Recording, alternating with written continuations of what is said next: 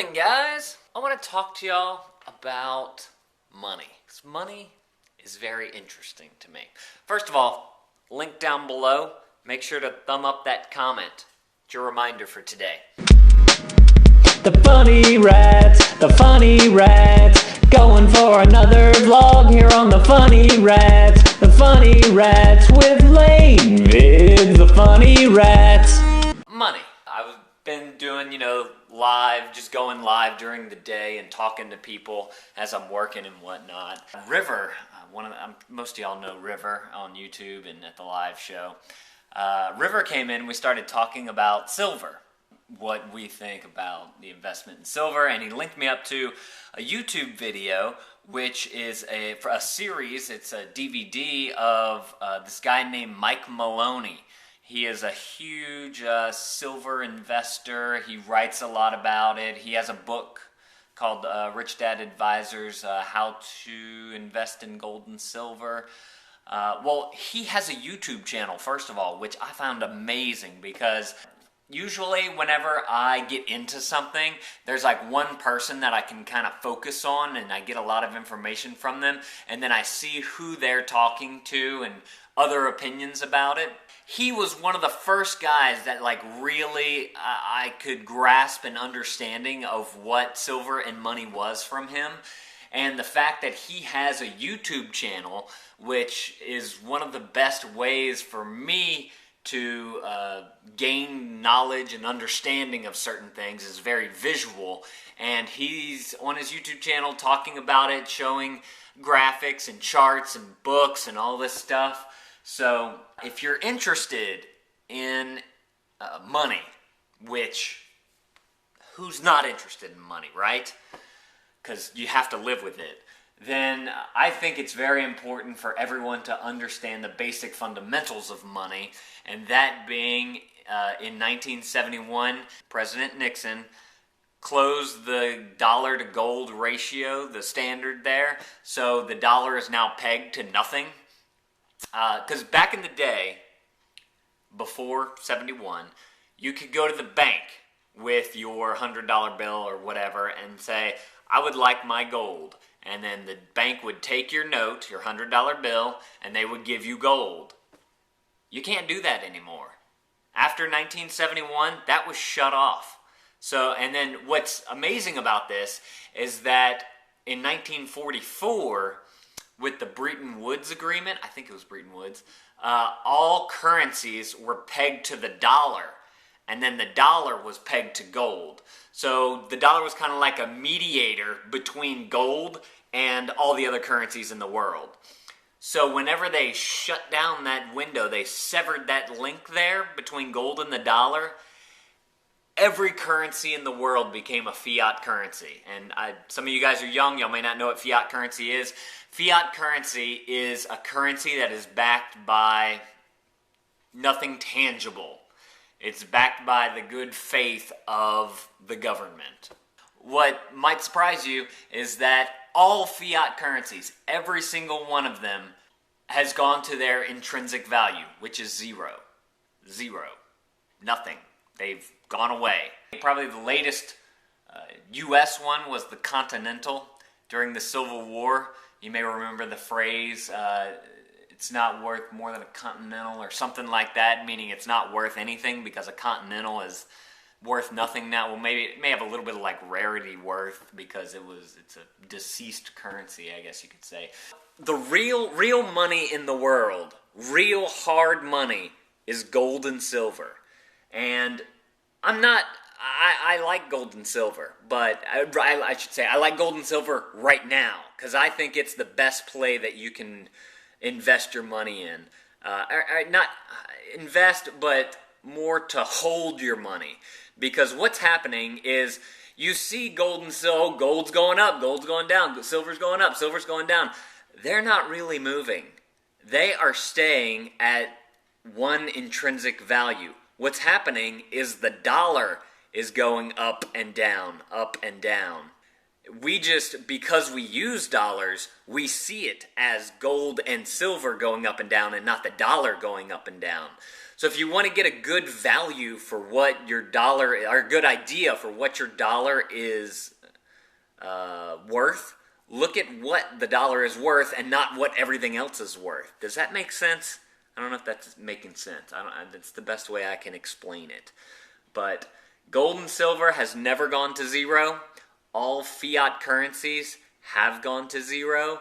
The dollar is no exception. Eventually it will happen. I mean, it could be hundreds to thousands of years from now. I don't know. But at the rate that the government is printing money, I see it as coming soon. Will it go to zero? I don't know. But it's falling. That's what I see right now. And I judge my investments by what I see and what I know. Because knowledge is power. Remember that.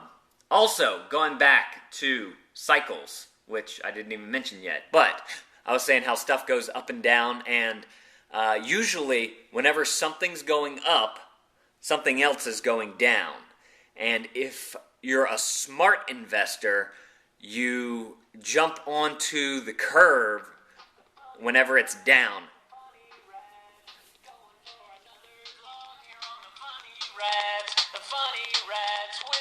Hang on, it's my mom. Sorry about that, trying to get Christmas shopping done. What I was saying, cycles, is that whenever something's going up, something else is going down. And you want to be at the point where, right whenever it's starting to go up.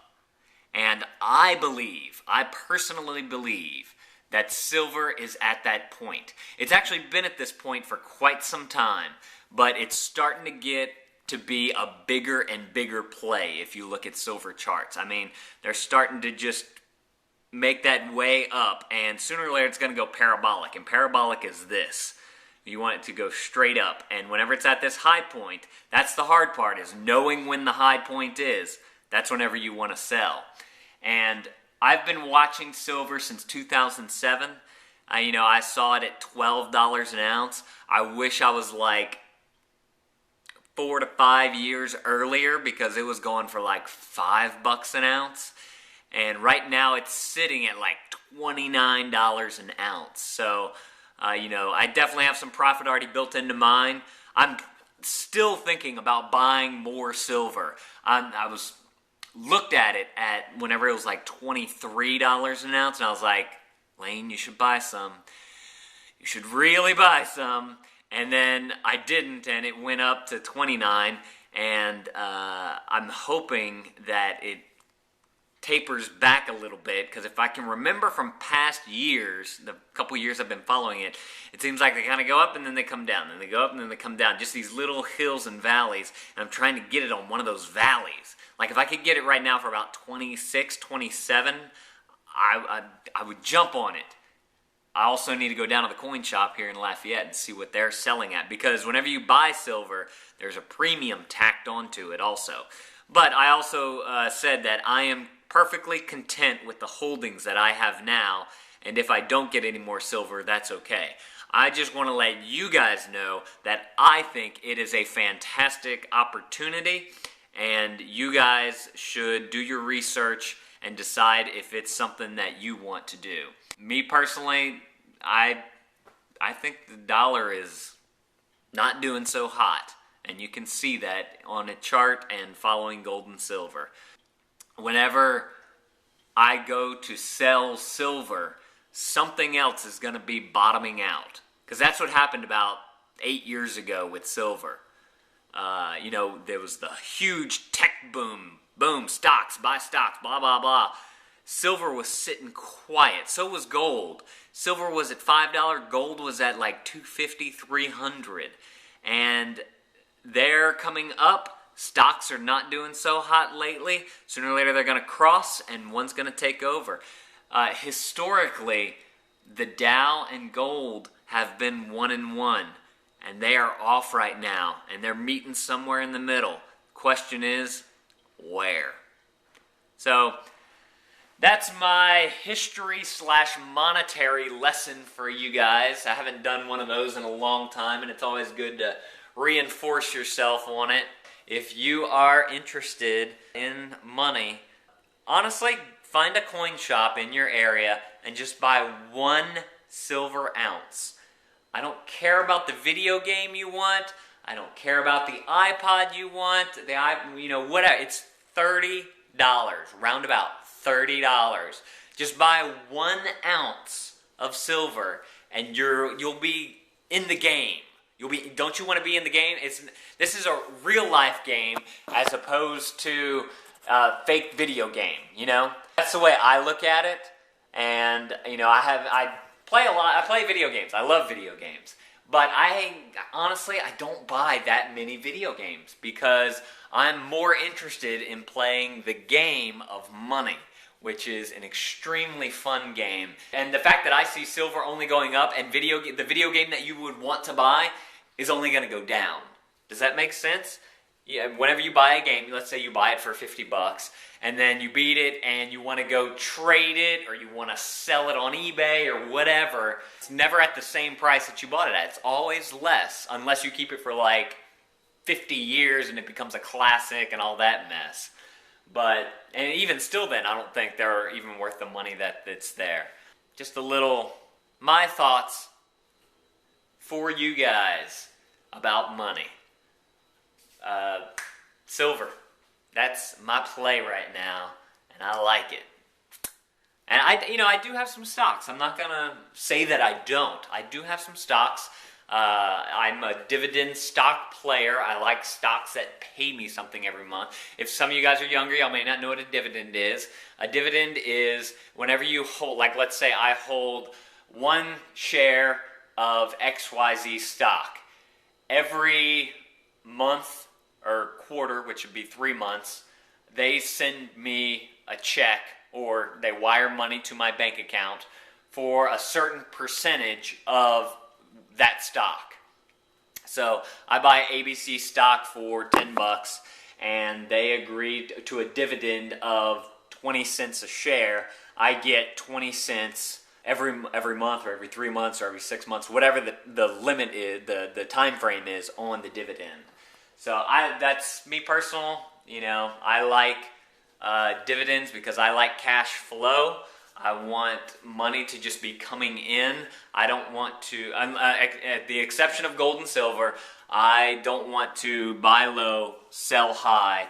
I'm a long-term player. I still like to buy low. Don't get me wrong. Buy as low as possible. And then you find a way to make that asset make money for you every month. And one of the ways that I look at it is I bought this camera here. This camera here was $150 or so, and it now is cash flowing for me with the videos that I make because I make money with my videos on a few different websites and on my blog and whatnot. So that's what cash flow is. That's how dividends work. Lot to learn. And what's amazing is that they don't teach you this in school. Have you ever heard the word cash flow before? Please leave me a comment down below. Have you ever heard the word cash flow before? Don't get into debt. Don't get credit cards unless you understand good debt versus bad debt. Which, like, a simple example. I buy this camera on a credit card and I pay a note of $10 a month. Well, if I'm making $100 a month with this camera, then I can pay that note every month and I still have $90 left over in my name. So that's one way to look at how to use good debt and bad debt. A book that I highly recommend. I read this book in 1996. I was about 15 years old, and I highly recommend it for every single one of you guys. It's called Rich Dad, Poor Dad. It's written by Robert Kiyosaki, and I consider him my financial mentor. I've been listening to him for 15 years now. His big thing is real estate, which I still want to get in the game on with real estate. I think it's getting close to the time for me to do something like that, and I think once silver reaches its peak, I believe real estate will be at its low, and basically I plan on trading basically my silver for real estate. At least that's the plan right now. It may be something else, I don't know. And then what I do is I cash flow that real estate, and to do that you rent it out, whether it's to, you know, it's commercial real estate with shops that pay you a monthly on a lease, or if it's tenants, you know, if you buy a house and then you rent it out to someone, as long as your rent covers all of the expenses and the note and everything, and then you have a little bit of profit left over at the end, that profit is cash flow. See how that works? And the tenant just sends you a check in the mail. Now, granted, you may have some expense. There's going to be some time that you have to put into it. It's not just like, oh, I'm going to sit on my butt and here comes the money. No, you got to be able to. We have to work the properties a little bit. You know, there's ways you can improve it and whatnot. But that's all the business side of it, and you have to have a certain mind for how that works. This vlog is really long. How long is this? 10 minutes, and the first clip was like 9 minutes. Okay, I may not vlog much later on. We'll see. This is a long vlog. Okay, do y'all understand all that? Let me know if y'all have any questions below. I'll be happy to give you my insights on what I think. You know, take it with a grain of salt, and live long and prosper. And cue that theme music. It's mail time. It's mail time. It's time to get the mail. Alright, we got something here. Oh, we got a bill. And that's for my brother. And I don't know what this thing is. Town planner. I got a calendar? I got a calendar. Yay.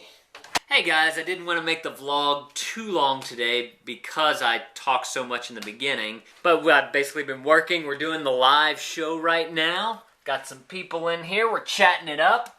We just did some iPhone app show recordings, so y'all have some new ones of those coming soon.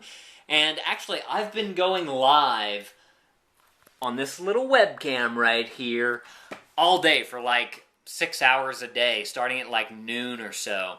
So if y'all want to just come and hang out with me, feel free to stop by. I just turn it on, and if somebody comes in, I'll talk to you. Thomas says, hi, YouTube. Since I talked so much in the beginning, I'm not going to really say much more, so I'm going to say good night. Good night.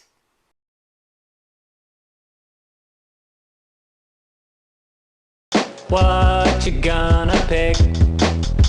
It's time to watch another flick. So click, click, click, click, click. Another video. Click, click, click, click.